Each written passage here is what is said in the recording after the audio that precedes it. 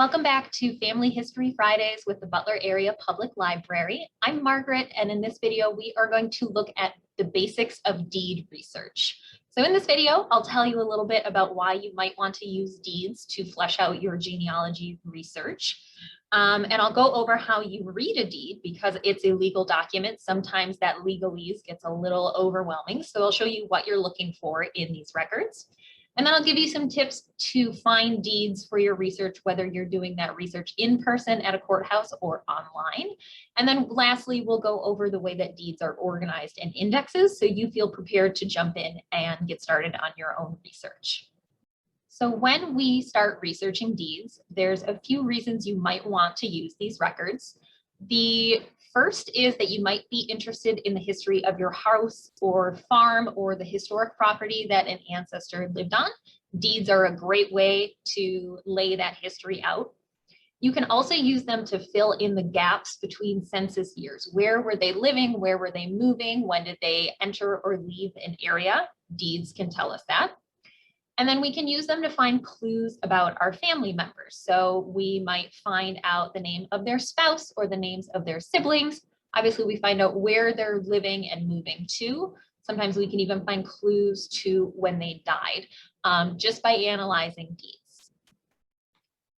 And a deed is a legal record. So sometimes that legalese language gets a little overwhelming, but there's a basic structure that almost every deed is going to follow. It starts with a date, and then we introduce the names of the parties involved, the buyer and the seller. Then we have consideration, which is your payment of some sort. Usually it's money, but sometimes it could be goods or some other sort of product. And you even might see the consideration be love and affection when it's the transfer between family members. Then we'll get a description of the land. Here in Pennsylvania, we use a description called metes and bounds. We'll get a chain of title, so we'll learn a little bit about the prior ownership of the property. And then lastly will be proof of witnesses and the recording of this document. So let's take a look. So our date and the names of our parties. In this example, we can see the names in the corner. We have Henry McDevitt selling to Daniel McDevitt. And then in the language, it starts this indenture, which just means this legal document, this agreement, made the 28th day of February in the year of our Lord 1860 between Henry McDevitt of Brady Township, Butler County, state of Pennsylvania, and Daniel McDevitt of the same. So there we've got the date that this was recorded in 1860 and our two parties and where they live. Next is our consideration. What was the payment involved in this transaction? In this one, we can see that it says in consideration of the sum of $500 lawful money of the United States of America, so 500 bucks. Next is the description of our piece of property. So this is all that certain lot lying and being in Brady Township, Butler County, state of Pennsylvania, beginning at a post. So this is where our Pennsylvania description comes in with our metes and bounds. Beginning at a post, thence along the lands of John Wick, north 89 degrees west 43 perches and 10 1/2 perches to a post on the bank of the road. Then along the lands of James McDevitt, north 1 degree west 92 perches to a post. Then along lands of Colonel John Covert, south 89 degrees east 43 1/2 perches to a post. Then along the lands of Henry McDevitt, south 1 degree east 92 1/10 perches to the place of the beginning. So there's our full description of the boundary and all of the names of our neighbors. And it says containing 25 acres strict measure. So we know it's a 25-acre parcel with a certain shape depending on the measurements, and we know the names of the neighbors. And we will talk more about this land description in just a minute. After that, we get a full or partial chain of title. The chain of title is the history of ownership of the land. So this says that it's part of the same tract of land that the state of Pennsylvania gave to James McDevitt by a patent. The date 19th of April, year of our Lord 1858. So in 1858, James McDevitt was the first owner of this property. It tells us that it was recorded in a patent book Book H, volume 53, page 579. So there's your citation to immediately go look at the early record for this. And then that patent was afterwards assigned or transferred, that's what that means, by James McDevitt to his brother Henry McDevitt by deed from the 28th of February, 1860. And now we have Henry turning around and selling this property again. So we have this transfer within members of the McDevitt family laid out here. And then finally, we have to close with proof that this is a legally binding document. So you'll have witnesses. We can see the signatures of the witnesses down here in the corner, Benjamin Grossman and Eli Phillips, and the signature of the seller, Henry McDevitt. One important thing to note though, when I say that we're looking at their signatures, we're not looking at their actual signatures. We're looking at a copy. So Benjamin Grossman and Eli Phillips and Henry McDevitt did sign their original deed as the parties involved or the witnesses. But what we're looking at here is the copy recorded at the courthouse. So this is the handwriting of a clerk who worked in the deeds office. So just remember when you're looking at historic documents that this is not your ancestors' handwriting. This is the copy that was filed at the courthouse. And then the proof of the recording. So the recorder at the county courthouse and the recorder of deeds office will write a note at the end with the date that this was recorded. So that was the 6th of July, 1860. So meets and bounds. What is this weird long degrees and angles and posts description that we have of property? So this is common all over the East Coast for land records. So you'll run into this a lot. So meets are the landmarks. So it could be a rock, a tree, an embedded post, anything like that, that marks any corner of the property. And the bounds are the description of the distance in between all of these landmarks. They're measured in perches, which are sometimes called poles or rods. That's what some of that weird language is. A standard perch is 16.5 feet. So you can do the math and get an idea of the distance between those bounds in units that we're more familiar with. And a surveyor would come out and survey property and make a drawing and write up the description with those measurements and those meets, those posts and trees, and make a drawing like this. And you can recreate that yourself by reading that deed. So as we can see, we have posts at all of these corners, and then down here at the bottom, a maple tree, a hickory tree, I think WO means white oak, and a linwood tree. We have the names of all the neighbors of Joseph Murrin, who owns these 400 acres being described here. And we have the distances and the angles in between to get our drawing exactly right. So that's what all of that description means. And this is what it looks like on paper when it's drawn. So now that we know what the structure of a deed is, as you look through all of the records for your ancestors, you can read deeper and find out more information about them.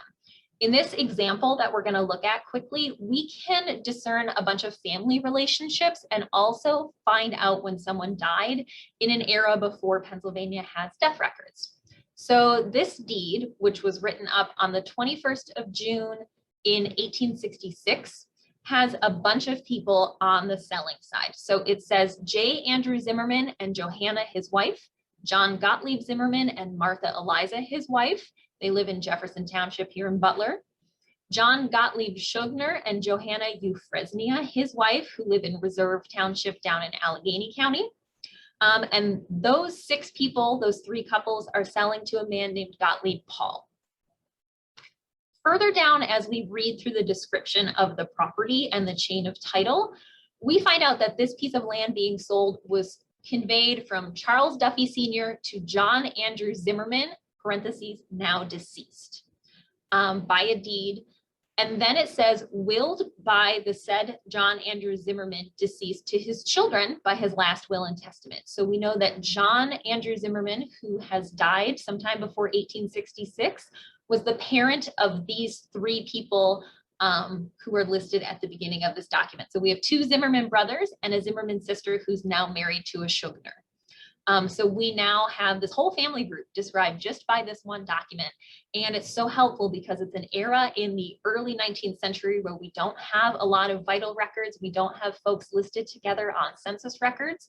So this is a great puzzle piece for you if you're putting together this family tree. So now that we've got some buy-in about why deeds are such an awesome resource, how do we find them? So if you're going to do research in person, you're going to want to go to the county courthouse wherever your ancestor was living. Usually the deeds are going to be in the recorder of deeds office or simply the recorder's office. Increasingly, though, we can also find some deeds online. For a lot of counties across the United States, you can find a searchable database of more recent records on their courthouse websites. This is a screenshot of the Butler County site where you can do a name search of deeds from the last few decades.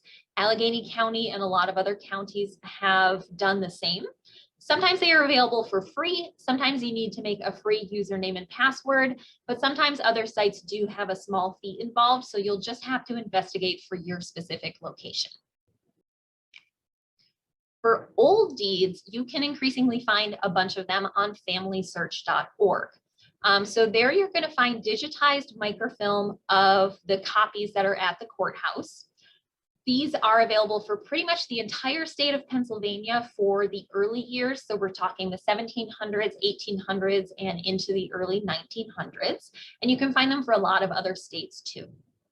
They're not yet name searchable, so we can't plug in John Smith, who lived in Mercer County, and just get the image to come up. But what we can do is go through their card catalog and find the collection, and then look through the deed indexes and the deed records in the same process that we would do if we were at the courthouse physically looking at records. So if we're looking at old deeds online, or if we're at a courthouse looking at the full range of them, we're going to need to know how their organization system works. So there's many indexing styles available.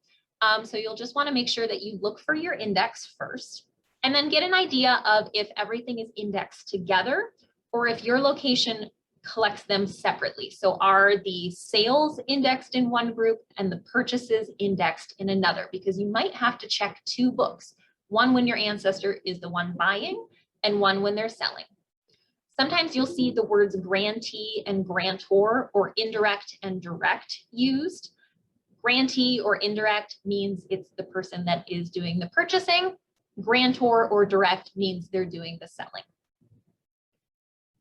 Sometimes you'll find a really basic traditional index written in the front of a book where they just have all of the A surnames grouped together and a page number, then all of the B's, all of the C's in that book. So maybe check for that first.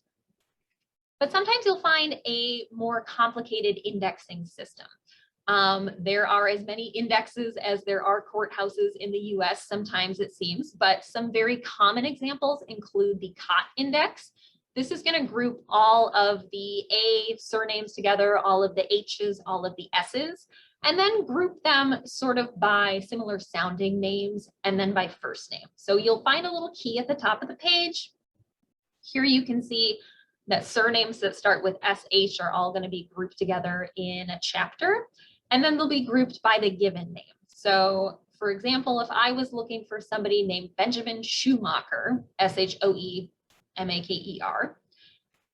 we'd be looking in this section where it says first letter of surname SH, and then look at B for Benjamin. So he would be on page 129, any records in his name.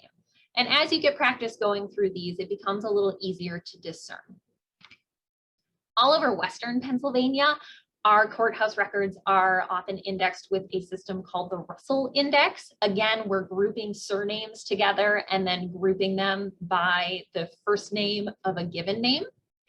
I have a great video in our series explaining this Russell Key Index that I'm going to link in the description. So if you're doing any kind of Western PA research, you've probably run into this, and I've got a whole video explaining and showing some examples that you'll find in the video description. Regardless of what kind of separate index you're looking at, when you find the section you need, you'll find a list of citations for you. So usually what you'll find is the date that the deed was recorded, the names of the people involved. So here we're looking at a grantor index. So we're looking at our selling party and then the grantee, our buying party. The location, so that tells us the township or the town. That's going to be helpful if you think your ancestor moved around or you have a lot of people with the same surname. You can keep track of it by checking the right location for them. And then finally, on the right-hand side, we have our citation of where you read that full deed. So your volume and your page number. So for example, if we're looking at this sale of Henry McDevitt to Daniel McDevitt in Brady Township, that's recorded in book 3 and on page 332. So I would simply, if I'm at the courthouse, look at book 3 and turn to page 332. If I'm looking at microfilm or that scanned microfilm, I would just look at the image set for the microfilm of book 3 and then turn to page 332. So I hope that this has given you a taste of what deed research looks like and can do for you.